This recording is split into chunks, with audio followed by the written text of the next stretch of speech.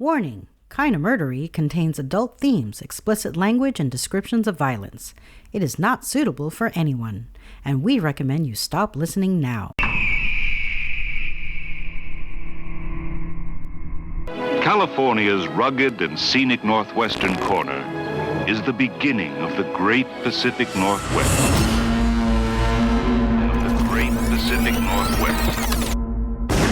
A region of untamed and primitive beauty. And the Humboldt County Sheriff's Department has now joined efforts with the Arcata Police. Growers living off the grid. Humboldt County also has the highest rate of missing person cases in the state. Where 60% of marijuana is grown. There's a lot of evil here. A lot of evil.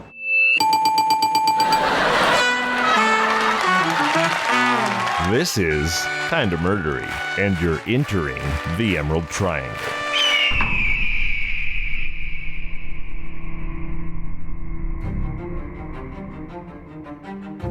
Hey everybody, welcome to Kinda Murdery. I'm your host, Zevon Odelberg. Thank you for deciding to be here. As I always share with you at the start of the show, I have cerebral palsy, and I'd like to use Kinda Murdery to create a supportive community for people living with disabilities. So, if you or someone you know is living with a disability and could use friendly hearts and minds with which to share their story, please reach out to the show via email, kindamurdery@gmail.com. Also, if you have a Kinda Murdery story you'd like to hear on the show, again, please reach out via email, kindamurdery@gmail.com. Give me the rundown, and if I use your story, I'll shout you out on the show. And finally, if you like what you hear, then please tell everyone you know about the show, subscribe, and leave a review. Nothing can do more for the show than you when you engage directly. When you spread the word, you're Kinda Murdery's secret superpower. And when you spread the word and leave reviews, it's like an instant power-up that ensures I can keep telling Kinda Murdery stories for as long as you want to hear them. Speaking of Kinda Murdery stories, today I must credit the Red-Headed Black Belt at KymKemp.com. That's KymKemp.com. And an article written by Justin Lefevre on February 22nd of this year for bringing this particular story to my attention. Much of tonight's story is taken directly from Justin's excellent article and matches the facts as I have verified them through an extensive review of primary sourced newspaper articles from around the time of Vera's disappearance and murder. And now I present to you a mystery most foul direct from the dark heart of the Emerald Triangle, a story that's long on suspects and short on convictions. The cold case story of a life savagely concluded, and a mystery tragically still unsolved. A tale of darkness encroaching at the edge of town, and pitch-black murder deep in the wilds of Humboldt County. This is Vanished by Violence, the disappearance of Vera Weitzel. In the 10th month of 1958, we speed towards the close of another year of unbridled optimism in the United States of America. It's a heady, unfocused pastiche like eyes crossed staring out of a rainy car window flying down the highway. Brief, blurry impressions of economic boom. Detroit's churning out gleaming road yachts girded in steel and gaudy with chrome. Elvis and poodle skirts.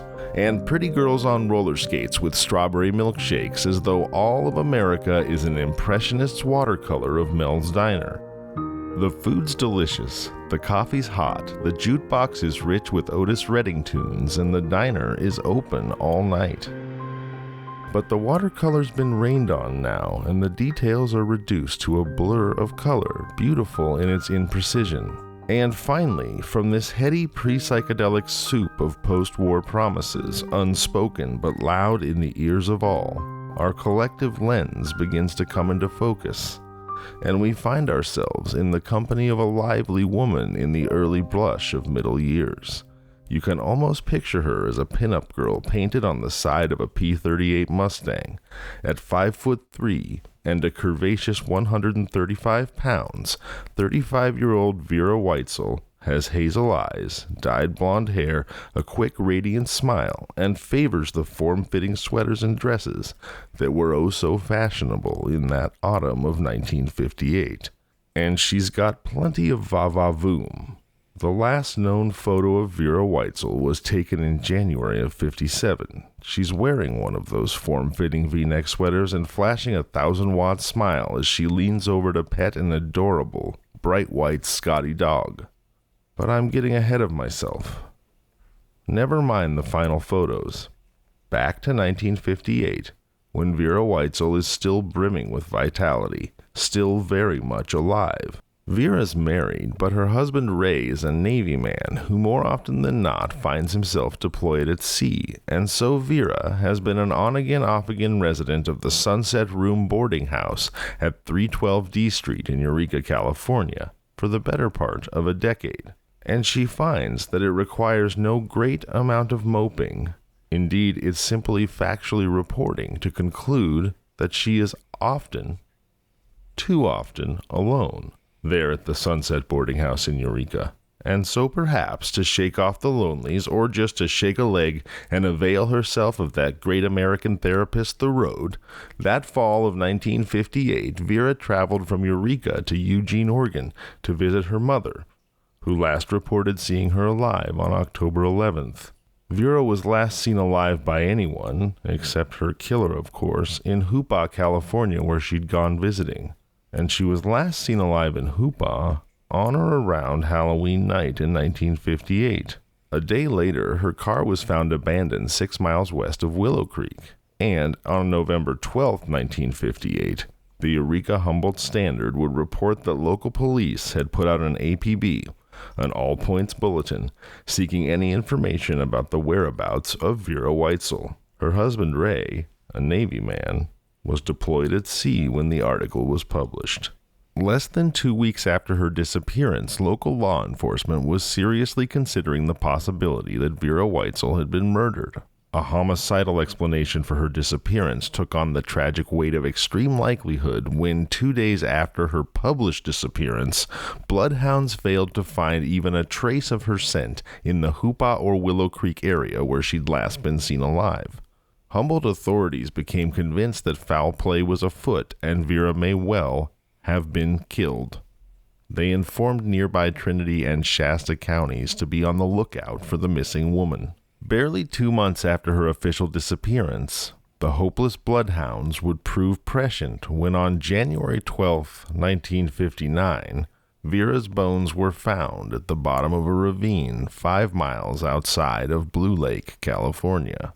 Vera was last seen accompanied by a logger leaving Eureka for the Hoopa Willow Creek area several days before her abandoned car was discovered outside of Willow Creek. In addition, days before the abandoned car was found, a suitcase belonging to the missing woman was uncovered some 11 miles from the car. It had been rifled through, but Vera's purse and car keys were still inside. When asked if the authorities would continue searching for Vera in the area where she was last seen, Deputy Harvey Larson, in charge of the investigation, said, "Well, there's a lot of brush up there." He intimated that a special investigator with a lie detector would soon be arriving from Sacramento. Sheriff's deputies combed through Vera's room at the Sunset boarding house at 312 D Street in Eureka, looking for fingerprints that could eventually be used to identify her if or when she was found. The special investigators arrived from Sacramento, and several of Vera's friends were interrogated. It was intimated that some, if not all of them, would be given a lie detector test. Weitzel was reportedly known to frequent local taverns, rooming houses, and motels, leading to an extensive search and inquiry by law enforcement. Meanwhile, a strange consistency was emerging in the testimony of Vera Weitzel's friends. There seemed to be a general consensus that Vera Weitzel, quote, looked 10 years older than her age. This piece of information, combined with the 4 different men she had been seen out with in the days preceding her death, and the many local bars, rooming houses, and cheap motels that Vera was known to frequent, began to paint a picture of a woman living rough, who may have been employed, or at the very least moonlighting, at the world's oldest profession. 6 days after Vera Weitzel's disappearance was first announced to the public, law enforcement was actively investigating the crime as a murder spawned by the jealousy of a lover. That same day, on November 18, 1958, Chief Criminal Deputy William Peterson told the Eureka Humboldt Standard that one person was in custody, not necessarily, he said, under arrest, and that another, and possibly a third, would also be brought in for questioning. One of these men reportedly had called on the missing woman at her apartment on Eureka's D Street and had found the other man there. The man police had in custody was the one last to be seen with Vera on the day she disappeared in the Hoopa area on October 29th. Both the Eureka Police and the Humboldt County Sheriff's Office did not believe Weitzel would be found alive, but they still declined to make an official statement to that effect. All evidence in the case would be handed over to the visiting special agent from Sacramento for study prior to conducting the lie detector tests. When Deputy Larson was asked if the two men who were in custody were regarded as suspects, he said, quote, "Not exactly yes, and not exactly no." On November 19, 1958, the Humboldt County Sheriff's Office told the Eureka Humboldt Standard that the special agents from Sacramento would likely take 2 or 3 days before they were fully informed and oriented on all aspects of the case. For a second time, these special agents traveled to specific locations in the Berry Summit Redwood Creek area where Weitzel's car and other effects were found. Investigators noticed that a mileage check from the car's last lubrication date indicated the car had somehow traveled some 30 unaccounted for miles between the time when Weitzel was last seen in Hoopa on October 29th and the following day when it was discovered. Investigators were sure that the car had not returned to Eureka and were actively checking out a spot near Berry Summit where a car had hit an embankment. Clay, similar to the area around this embankment, had been found on Weitzel's vehicle, which investigators said comparison of the two may indicate the direction of travel during the unaccounted for mileage. The Eureka Humboldt Standard revealed on November 21, 1958, that the 3 suspects law enforcement had identified were tentatively cleared of suspicion after passing a lie detector test. Chief Criminal Deputy William Peterson said the findings were not yet final. And here I would just interject that for many, many years now, lie detector results have not been admissible in court because they're considered unreliable. They can be fooled by people familiar with ways to elicit bodily pain responses. They can be fooled by pathological liars and sociopaths. Granted, the latter are rare, but much more common, of course, amongst the ranks of dastardly murderers. So the fact that multiple suspects were dismissed from suspicion based on lie detector findings is troubling, to say the least, especially in light of Vera's case being a cold one where no murderer was ever caught, tried, or convicted. That same morning, when Chief Criminal Deputy William Peterson tentatively cleared the 3 subjects based on lie detector findings, 2 special agents from Sacramento, accompanied by Deputy Sheriff Harvey Larson, traveled to Redding to question a 4th man who had been seen in the area where Weitzel was last seen around the time she disappeared. This man was being held by authorities in Redding on misdemeanor charges. Approximately 3 weeks after Weitzel had gone missing, her husband Ray was en route to the United States. He was reported at the time to be 1,500 miles at sea when he was contacted. A few short days later, on November 22, 1958, somewhere between 30 and 60 volunteers from the Preston State Honor Camp on Lord Ellis Summit, the Humboldt County Prison Farm in McKinleyville, and volunteers from the Sheriff's Marine Posse gathered to search the entire route from Blue Lake to Hoopa.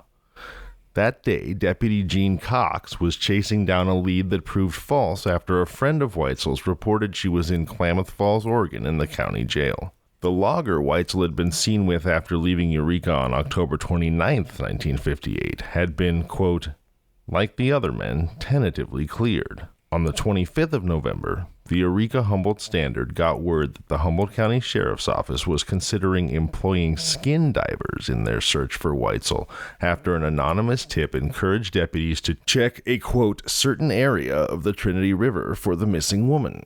The location on the river was described as a deep eddy at the Blue Slide on the Hoopa Indian Reservation. The water in the area was swift, icy cold, and extremely hazardous for divers. And Deputy Charles Ferneckis and President of the Sheriff's Marine Posse, Leonard Lamoureux, took a boat with an outboard motor to the spot to assess the area's conditions. That day, Humboldt County Sheriff Albert A. Nichols made it clear that Weitzel's fate was still unknown, saying, "If we haven't got a body, well, then we haven't got a murder." While investigators explored the lead on the Trinity River, Deputy Sheriff Harvey Larson and Eureka Police Sergeant Gordon Busey were returning to Humboldt County after aiding agents and specialists of the Bureau of Criminal Investigation in assembling and analyzing evidence to date. A brief article published on November 27, 1958, entitled Hunt for Vera Weitzel Slows, said that the collaboration with Sacramento's Bureau of Criminal Investigation had not shed any further light on Weitzel's fate. Just one day later, Weitzel's husband Ray arrived in Humboldt County after departing his role as petty officer on the USS Princeton. They briefed him on his wife's circumstances and questioned him at length, hoping to understand where his wife might have gone and with whom. Investigators also learned from their work in Sacramento that stains located in the back of Weitzel's car were, quote, definitely human blood. But it was not clear if they belonged to Weitzel. Despite this piece of physical evidence, Sheriff Nichols told the Eureka Humboldt Standard that the case was a blind alley and that he was hoping for a break. In the first week of December, a posse of more than 60 people made up of National Guardsmen, sheriff's officers, and other volunteers searched the rugged terrain in what was considered the last major hunt unless new leads develop. But the posse delivered no results. On January 12, 1959, 2 months to the day since the Eureka Humboldt Standard had originally announced the APB looking for Vera Weitzel, Sheriff Albert A. Nicholas announced that Weitzel was murdered after 2 hunters found her skeletal remains in a deep ravine 8 miles east of Blue Lake. The bones were at the bottom of a 12-foot straight drop at the end of a 40-foot incline, hidden by rocks and logs, and a few feet away from a dirty road leading onto Highway 299. Authorities believe that her body had been rolled into that ravine from the main highway. An analysis by 3 physicians identified the remains as those of Weitzel using a silver pin known to be in her left ankle bone. With, quote, little flesh remaining on the skeleton, analysis of the bones indicated that there were several head wounds, one on either side above the ear and one in the back. On January 14, 1959, the Eureka Humboldt Standard reported that the sheriff's office had imposed a, quote, almost total censorship on the development of the Vera Weitzel murder case. This included orders that deputies could not be quoted and the deputies assigned to the case would remain unnamed. Instead, Sheriff Nichols said he would provide a daily news release, and that morning's release contained a cryptic 15-word note describing a conference with the district attorney and the development of 2 new leads in the case. The paper learned later that law enforcement and personnel from the district attorney's office discussed 2 people not previously identified with the case. Just 1 day later, after the deputies' newly established wall of silence, deputies took Carl August Soderlund into custody, a 48-year-old Hoopa man who was the reported logger last seen with the murdered woman. Soderlund had told detectives that Weitzel had driven away from Hoopa around midnight on October 29th. Another aspect of the case was revealed. Weitzel's clothing was not found near where she was found. Law enforcement thought the location of those missing clothes could provide more information about a possible suspect. Soderlund was transported to a Willow Creek courtroom to stand trial for a previous drunk driving charge. He was actively being held in the county jail on a vagrancy charge, but not formally charged with Vera Weitzel's murder. At this point, 3 separate branches of law enforcement, the Humboldt County Sheriff's Office, the Eureka Police Department, and the Special Investigations Unit out of Sacramento, were all working to put together the jigsaw puzzle pieces of Weitzel's disappearance and murder, a crime which was now 2.5 months old. Special Agent Ray Stonehouse of the Bureau of Criminal Investigation in Sacramento was working with local officers on what he called a, quote, mighty tough case. Deputy Sheriff Harvey Larson and Eureka Police Sergeant Gordon Busey were working hard to weed out facts from false reports. And Larson said, "We haven't run out of leads in the case yet." 2 important clues that might go towards solving Weitzel's murder were announced on January 22nd. The sheriff's office stated that 2 blankets stenciled with the name of the murdered Vera Weitzel's husband may be linked to the slayer. The blankets were believed to have been in Weitzel's vehicle when she disappeared. One was described as a white navy blanket stenciled with her husband's name, Ray Weitzel, and his serial number, 714-5587, on all 4 corners. The other blanket was a marine blanket with a U.S. in the center, a stencil of Weitzel on one corner, and it was clearly chewed by a dog. Equally important, the sheriff's office said, was locating the clothing Weitzel was thought to be wearing at the time of her disappearance. Gray slacks, red underpants, a gray jacket, a yellow or pink sweater, and a pair of black sandals. An electric toaster, an electric frying pan, and a Dutch oven were thought to be in her car when she disappeared, and all were unaccounted for. Investigators were also looking to locate the, quote, safety glass missing from the left front door. There were only 2 or 3 inches of the bottom of the glass remaining in the vehicle, and investigators thought that the location of the glass may lead to the exact murder scene. The coroner, W. Lloyd Wallace, said Weitzel's body may have been transported to the area where the skeletal remains were found. If it had not been transported, Wallace said it was likely that the remains would have been scattered. Investigators had also learned that Weitzel was in a fight with another woman at 312 D Street in Eureka 3 days before she disappeared. The fight led to her being struck in the head with a wine bottle. However, the coroner made it clear that the severe head wounds indicated by the condition of Weitzel's skull could not possibly be the result of a wine bottle attack. Almost 1.5 years after the Eureka Humboldt Standard originally announced the disappearance of Vera Weitzel, on June 3, 1960, a 33-year-old mill worker was placed under arrest for passing bad checks, and he quickly became a possible suspect in Vera's murder.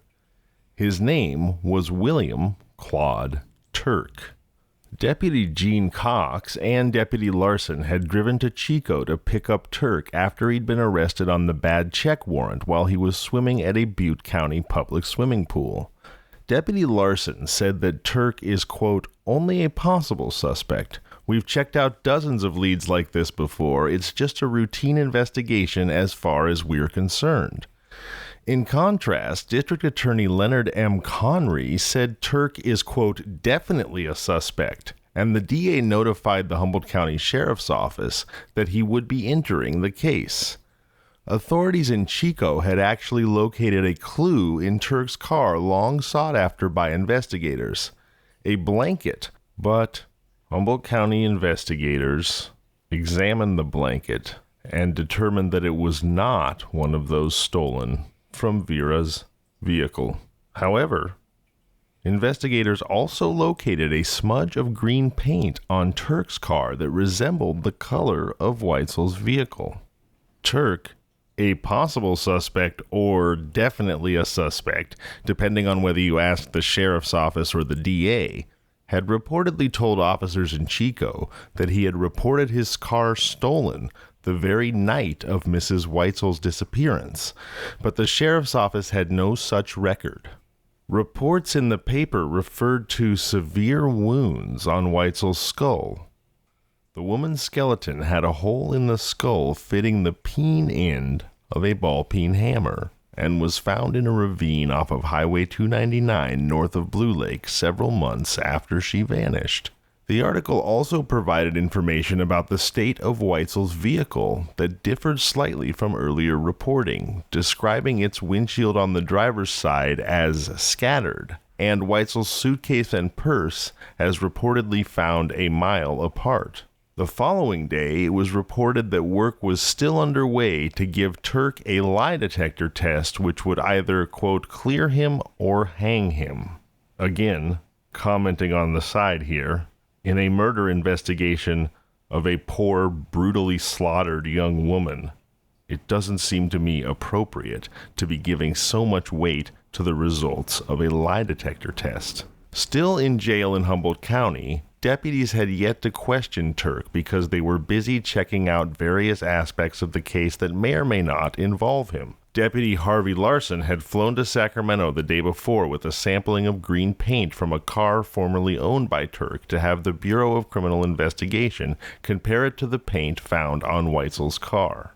Around the time Weitzel vanished, William Claude Turk was living near Bull Creek in southern Humboldt, but had specifically been away from the area Friday and Saturday, the same time frame in which Weitzel was slain. It was reported that when Turk returned to Bull Creek, his vehicle's windshield and both the driver and passenger windows were smashed from the inside out, as though a terrific struggle had taken place. Deputy Cox said that several other incidents appeared to link Turk to the slaying, but he described the leads as thin. At this point, Weitzel's case again apparently goes cold. There is no mention of it until the Humboldt County Sheriff's Office released their list of cold cases in 2021. It has now been 64 years since Vera Weitzel, the wife of a Navy man, left her boarding house in Eureka and disappeared. Several months later, she was found bludgeoned to death at the bottom of a ravine east of Blue Lake. Despite law enforcement's identification of multiple suspects, Weitzel's murderer was never brought to justice. In light of everything, it begs belief that William Claude Turk was not investigated further or even charged. I guess he must have passed that damn lie detector test. To this day, the Humboldt County Sheriff's Office asks that if anyone has information to share about unsolved crimes, they should contact the crime tip line at 707-268-2539 or submit information using the online crime tip form or email HSOTIPLINE, that's Humboldt Sheriff's Office tip line, HSOTIPLINE at co.humboldt.ca.us. Please be sure to reference the case number associated with the case when reporting information. If you're calling about Vera Weitzel, that number is 195-806-326. That's 195-806-326. It may be that 64 years later, too much time has passed to solve the murder of poor Vera Weitzel, but maybe not.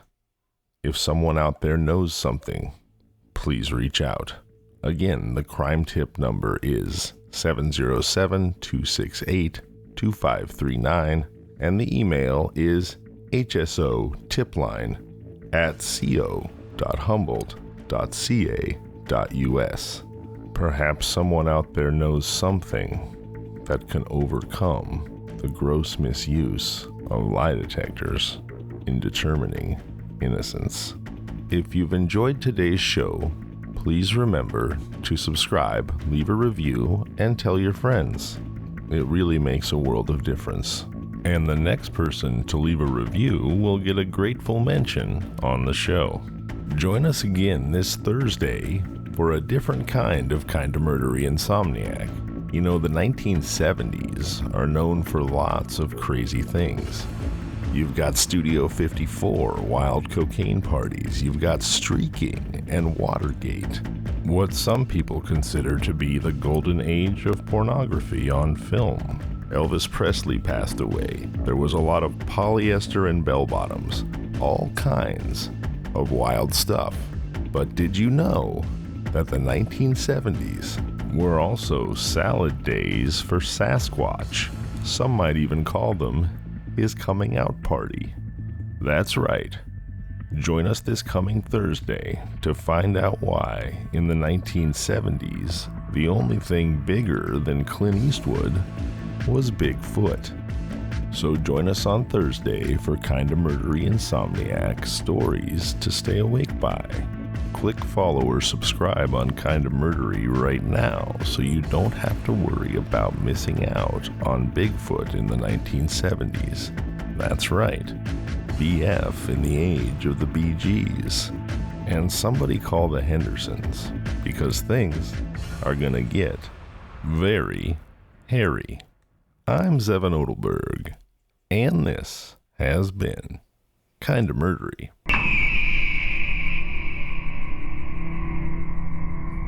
Kinda Murdery, The Emerald Triangle is created, researched, edited, produced, and hosted by Zevon Odelberg, with opening theme by Niall Madden and art by the Gin of Lang. Available now on all podcasting platforms. If you like the show, please subscribe, review, and tell your friends. You can find us on social media at Kinda Murdery or email at kindamurdery@gmail.com.